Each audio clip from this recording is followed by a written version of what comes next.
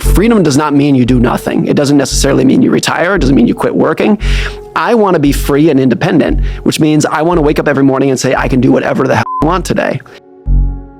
If you can use your money for independence to where you can wake up and say, I have the financial flexibility to work where I want, live where I want, retire when I want, take a different job, move to a different department, even if it's going to pay less. That giving yourself independence and autonomy, I think for most people is what's going to drive. That's the highest tool that you can use with money.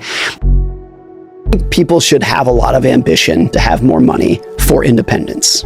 A healthy, selfish motivation with money to say, like, I want my money to benefit and be a tool for happiness for myself and my immediate family.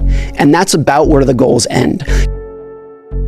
One part of saving too is that I've always been a big saver, and I don't feel like I'm necessarily saving for the future. I don't feel like I'm saving money. I feel like I'm buying independence. I feel like every time I save money, I'm buying a little bit of independence, and I get benefit from that today. When I save money, it's not like, oh, this will help me 10 years from now, even though it will. That helps me tomorrow. If I can wake up and be like, I have a level of independence that I didn't before, that's going to give me control over my life. And I think that's ultimately what people want out of money, is freedom and independence and the ability to wake up and just say, I can do what I want today and make my own choices and live my own life. I think the key is that you actually just have to have the right behaviors. And this is where a lot of people get thrown off in finance, where we associate people who do well financially with big brain intellectuals. Harvard MBA, worked at Goldman Sachs, hedge fund manager. We assume that's who's going to be the best. And I think that can be true, but there's also, in a way that exists in almost no other field, you have a complete nobody living in the middle of nowhere, no education, no background, no connections, who does amazing financially because they have the right behaviors. They're calm, they're patient, they lack a big ego, they have a couple of behavioral traits even if they know nothing about money, and that's all they need to do. And on the flip side of that, you can have the Harvard MBA hedge fund manager who blows himself up financially. Or even if they don't blow themselves up, they are actually living paycheck to paycheck. They have a lot of financial sophistication, but they have no control over their behaviors, their sense of greed and ego and patience and long-term thinking. And I think you'd be surprised how many Wall Street pros fit that bill of like big brain intellectual, not a lot of the behavioral aspect that actually is needed to do well financially over time. I think it's a healthy, selfish motivation with money to say, like, I want my money to benefit and be a tool for happiness for myself and my immediate family. And that's about where the goals end. Because I think we always overestimate how much other people are paying attention to us. And so it's easy to tell ourselves, if I had this and that and this house and this car and these clothes, other people would give me a level of respect and admiration that they're not right now. And you always overestimate how much those people are actually thinking about you. There have been some incredible studies. One, I thought it was so ingenious how it was framed. These group of researchers put a woman in a very ugly sweater, like an objectively hideous sweater, and sent her into a party. And she mingled about, and she came out, and they asked her, they said, how many people in the party do you think noticed your hideous sweater? And she's like, all of them. It was humiliating. And then they go in and ask people in the party, did you notice the woman in the ugly sweater? No, no, no, no, no. Nobody's thinking about you as much as you are. And that goes for your ugly stuff, for your insecurities, and what you might think other people will really admire you for. If you wake up in the morning and you feel a little bit empty or diminished or anxious or in pain, that you can tell yourself, if only I had more money, those problems would go away.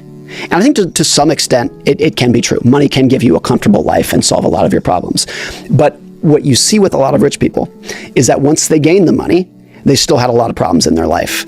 And that can be such a jarring feeling because you told yourself, if only my net worth is X dollars, then I'll be good. And you get there and you're like, wait a minute. My friendships still aren't that great. My health is still not great. My marriage is still not that great. I still don't sleep at night that well at night. I still have all these anxieties. And so then you kind of lose your sense of hope, or you double down. And so a lot of people are like, once my net worth is $1 million, I'll be great. And then you get there and you're like, well, I feel the same, so maybe it's 2 million. And you get there and you're like, I feel the same, maybe it's 10 million. And you're just constantly chasing the high that you think you're going to get from it. Money can solve a lot of problems in your life, but this is another area that we just overestimate what it can do for you. at the lower levels, the more money you earn, the more that you can like massively increase your happiness. If your income goes from 10,000 a year to 20,000 a year, you change your life completely. And going from 50 to 100 can change your life. Going from 100 to 200 can change your life. Different for everybody based off of their ambitions.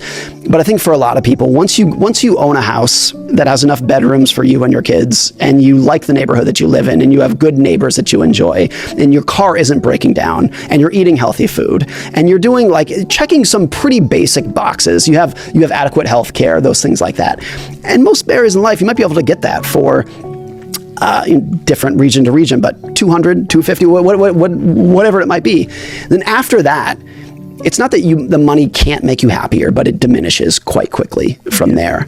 And at the extreme levels, is there any difference in lifestyle between Elon Musk, who's worth, I think, $600 billion, and Jeff Bezos, who's worth $200 billion? Of course not. $400 billion difference. There's no difference in lifestyle whatsoever. For most of people, there would be no difference in lifestyle between 100 million and 100 billion. You know, you have too many houses, you have planes, you have everything you could want. It just diminishes quickly from there. A more important point, though, is I think for a lot of people, there is a net worth at which not only do you stop getting happier, but your life gets more complicated and you start dealing with like big existential questions of who am I and what do I do with this? And it becomes a social liability. There's a level at which your friends and your family are going to start asking you for money. You have such higher expectations of like, how do I raise kids without spoiling them and whatnot? There's all those questions. And that level of net worth is probably lower than people think. I think people should have a lot of ambition to have more money for independence. I think that should be the ultimate goal. It's not that money won't do anything for you and you should stop chasing it and enjoy being poor. It's not that in the slightest. You should want more, and I want more for that reason. I just want to be completely independent. And everybody is talented in their own way, can be happy in their own way if they have independence. And it's actually very difficult to express that talent and to express who you are if you are completely beholden to somebody else's goals, metrics, incentives, which most people are. And so that's where I think the ambition should be. It's not ambition necessarily for a greater material life or greater social status. It's ambition for independence. This is like an imperfect way to think about it, but I think a lot about this in my own life, which is just asking, if I was on a deserted island and nobody could see how I lived, nobody could see a single possession that I have, would I still want this thing? And a lot of people in that mental exercise would say, in that world, I wouldn't change anything. I'd have the same cars and the same house and the same clothes, and they're great. And that's what I think a lot of people would answer that. So there is a lot of spending in the world that is purely social status. It's just purely that. And so in that mental exercise, you understand the difference between utility and status, between like, what am I doing just to impress other people, and what is actually making my life better? And you can spend a lot of money to make your life better. It's not to say like on that desert island, I would have an awesome house. I would have very comfortable clothes, and I wouldn't want to feel like a slob. I would want to feel good about myself. So maybe it wouldn't be that much different. And but you start thinking about things differently. If nobody was watching, how would I live? Because the truth is, almost nobody is watching. Like that's the truth for most people. So in that situation, you go to, you just brought up Charlie Munger. And I just read this article about him about a month ago that was describing his last week of life, or his last year of life, I should say. And I might be getting a few of these details slightly wrong, but he built an incredible house in Santa Barbara, overlooking the ocean, amazing house that a multi-billionaire would own. And then he had his house in Pasadena that he had lived in for like 60 years. And by every account, it was not just a middle-class house. It was like, dare I say it, a dump. But he had lived there for 60 years. And in his last couple months of life, that's where he wanted to be. That's where he wanted to be. Not in the palace overlooking the ocean, the house that felt like home to him, that had the memories that he had, that was probably, I assume, surrounded by neighbors who he enjoyed and friends nearby and whatnot. And I think that model explains a lot of things in life.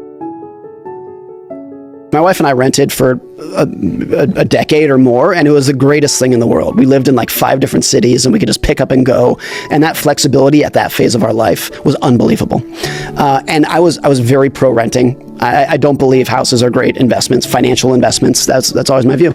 About a week after our first child was born, I felt this overwhelming sense that like I want to buy my own house and I want to do it right now. The idea of like I don't want to be a transient renter. I want a firm, solid home base for my family. That feeling was so strong. So we went out and bought, and it's been great. The important thing though is like you should buy when you can afford it and when you think you're going to settle down. And the idea of like people doing these calculations of like, oh, well, actually, if I bought, I would save $100 a month versus if I rent. This is not a spreadsheet endeavor. Like you should do it when you can afford it. But so much of it is just the value and stability that you want for you and your family. I think we did a lot of harm in society when we taught people that rising home prices are a good thing. That did a lot of damage to people. It's a terrible thing, and B, that in the decision of whether you should buy or rent is a spreadsheet decision versus just the quality of life and the kind of life that you want for you and your family. Like those two, I think, things inadvertently did a lot of damage to society. I think there's this anecdote that I love, which was from Franklin Roosevelt when he was a kid. I think he was like 5 years old. He complained to his mother one day. He said, my entire life is rules and schedules, and I hate it. His mom said, okay, Frankie, tomorrow you can do whatever you want. The day is yours, anything you want. And his mom, Sarah Roosevelt, wrote in her diary that night, he said, that day that he could do anything, he went back to his normal schedule. He did everything on schedule like he was supposed to do, but he was much happier because nobody was telling him to do it. And I think that's what's true for a lot of people. Freedom does not mean you do nothing. It doesn't necessarily mean you retire. It doesn't mean you quit working. I want to be free and independent, which means I want to wake up every morning and say, I can do whatever the hell I want today. Even if most mornings what I want to do is work and be productive and put myself to use. So I think a lot of people misconstrue freedom as I'm gonna ride off into the sunset and do nothing now. It's like, no, I think people have an inherent drive to want to be productive and social and do things. But there's a big difference between your boss telling you to do it and doing it on your own terms. When I was a junior in college, like a lot of young men, I wanted to be an investment banker. That's what looked like power and prestige. So I got this investment banking internship, and it was absolutely miserable. They had this saying that is so funny in hindsight. They said, if you don't come to work on Saturday, don't bother coming back on Sunday. Like just the culture of it was work 100 hours a week. Just go nuts with it. And I hated it. I hated every single second of it, and I had to leave. But it wasn't because I was not into hard work. I think I was absolutely willing to work hard. I just didn't want anyone to tell me to do it. And so when I became not necessarily financially independent, but I could have a job. It was more entrepreneurial. It was like, oh, I will work very hard. And sometimes I might work as hard as an investment banker. I might work 80 hours a week, but it's on my terms. And I think everyone is way more willing to do that than they are to be told what to do. I think that is an inherent human driver. And if you can use your money for independence to where you can wake up and say, I have the financial flexibility to work where I want, live where I want, retire when I want, take a different job, move to a different department, even if it's going to pay less. That giving yourself independence and autonomy, I think for most people is what's going to drive. That's the highest tool that you can use with money. And what's important about that is, where do you get independence with money? It's the things you don't spend money on. It's the car you didn't buy. It's the house you didn't buy. And most people will view that as like idle money. You're saving up money. It's just sitting in the bank doing nothing. No. It's giving you independence. And once you view as like every dollar that you don't spend is money that you are actually spending on independence. It's not idle. It's giving you marginal more independence than you had the day before. Most people understand inherently the dangers of communism or something. If the government's telling you what to do, when to do it, what to say, that's a bad thing. That's going to erode society. Mm-hmm. But a lot of those people work at a job where their boss tells them what time to come in, what to wear, what to say, how to act, whatnot. So they really understand it fundamentally at one level, but they're actually doing some version. Now, companies have to manage their employees, whatnot. It's not a knock against that. But I think what's really true for independence and people, if they eventually move on to writing poetry and playing in their garden, whatever it might be, is that you leave on your own terms. That whatever your exit from your career was because you wanted to do it on your own terms. So the thing in psychology called the peak end rule, where to simplify it, minimalize it, a lot of how you remember any endeavor that you did in life, a career, a vacation, whatever it is how you felt at the very end. And for a lot of people, if you have a great career, You enjoyed your career, you helped people, you made money, your colleagues appreciated you, but then you got fired, or your boss came to you and said, you're too old to keep doing this. That's bad. You'll never recover from that. And you compare that to the people who quit on their own terms. They said, look, I'm proud of my career, but that's enough. I'm gonna take a step back and pass the baton to another generation. Those are the people who, even if they didn't really enjoy their career that much, will look back at it fondly, because it gets back to freedom and autonomy and control. Do you leave on your own terms, or are you forced out on somebody else's schedule? And so I think wherever you go in life, whatever you're doing, even if you're not an entrepreneur, maximizing for independence and autonomy and doing it on your own terms, on your own calendar, is absolutely vital in anything you're doing. I mean, most people are not necessarily, particularly as they get older, are not necessarily scared of death. They're scared of a death not on their own terms. That's going to sneak up on them, where they're not going to have a chance to say goodbye. So I think that's a good analogy for a lot of these things. We're not scared of the ultimate outcome. We're scared of not being able to do it on our own terms.